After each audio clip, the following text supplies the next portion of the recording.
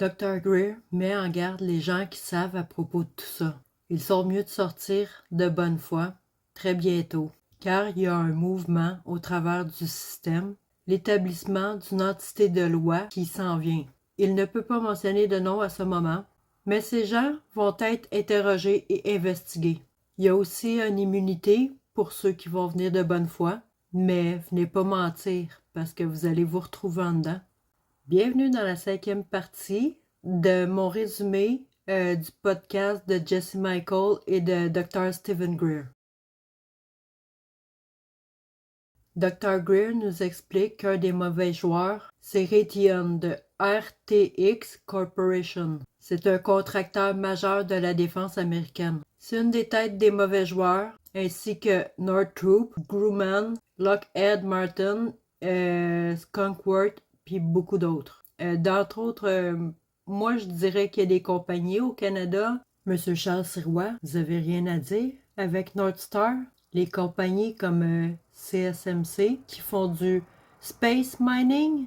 Il y a MDA Space. J'ai fait une petite recherche. On a vraiment plusieurs compagnies dans l'espace. Il y a un témoin, Eric Ecker. Il a travaillé pour Raytheon.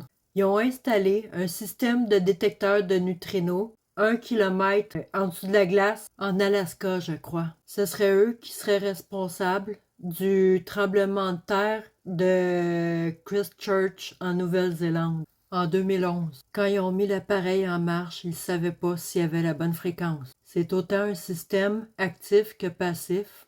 Ils peuvent détecter ces objets quand ils rentrent dans notre dimension. Et c'est aussi une arme de pulsion ultra puissante. Alors le problème, c'est que si tu es à la tête de l'armée des États-Unis, puis que tu n'as pas l'accès aux technologies que ces criminels-là y ont entre leurs mains, tu es dramatiquement en arrière de la course. Dr. Greer a briefé, a fait des comptes rendus à plusieurs présidents, dont Clinton en avril 1997, avec la tête de l'intelligence, Amiral Thomas Wilson. La rencontre devait durer environ 45 minutes, mais elle a duré 3 heures. L'amiral n'arrêtait pas de canceller ses rendez-vous. Il était bien à côté. Après la rencontre, quand l'amiral a commencé à investiguer sur le sujet, il s'est fait fermer des portes puis il s'est fait dire qu'il n'avait pas besoin de savoir. Il a commencé à recevoir des menaces, à sa famille aussi. Il s'est pris une grosse pénalité de chèque de retraite, puis il est resté vraiment frustré, très amer, puis très effrayé de cette situation-là.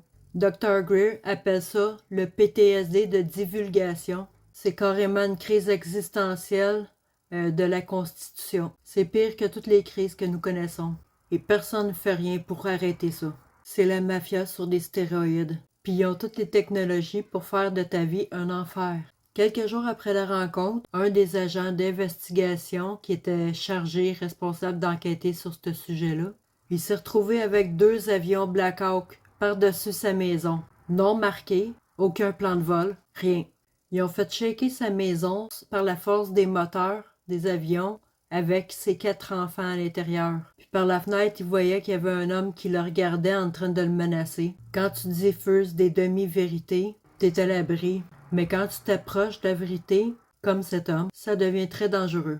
Alors si tu diffuses du non-sens et de la désinformation, personne ne va t'achaler. Dr. Greer et Jesse Michael ont un genre de petite conversation aussi sur le fait que Donald Trump, c'est son oncle, John Trump, qui a été associé avec l'expérimentation de Philadelphie, top leader de radar au MTI, puis c'est lui qui a été invité dans la voûte du FBI pour aller réviser toutes les notes de Nikola Tesla après son décès, pour voir s'il trouverait quelque chose qui a de la valeur dans ses notes, puis qu'est-ce qu'ils peuvent développer avec qu'est-ce que Tesla avait comme invention. Des choses qui pourraient rendre service à la sécurité nationale. Lui aussi, John Trump, c'était un brillant homme qui était très mal entouré. Mais toutes les deux admettent qu'ils ne croient pas que Donald Trump ait quoi que ce soit à voir avec les inventions puis le voyage dans le temps. Fait que c'est en train de devenir très sérieux présentement. C'est soit alors tu te tais puis tu mens pas, ou soit tu dis la vérité. C'est son avertissement très explicite. Dans la prochaine partie, on va parler un peu de RFK Jr., comment que Robert Kennedy n'a pas été assassiné par Sir Anne. Bref, par Eugène Tain César, puis qui était un garde de sécurité pour Skunk Works. Ça va être intéressant. Fait que je vous remercie d'avoir suivi jusqu'à la fin. On like, on partage la bonne nouvelle, puis on s'abonne si vous n'êtes pas abonné. Puis merci beaucoup pour vos encouragements. J'apprécie vraiment beaucoup. Merci.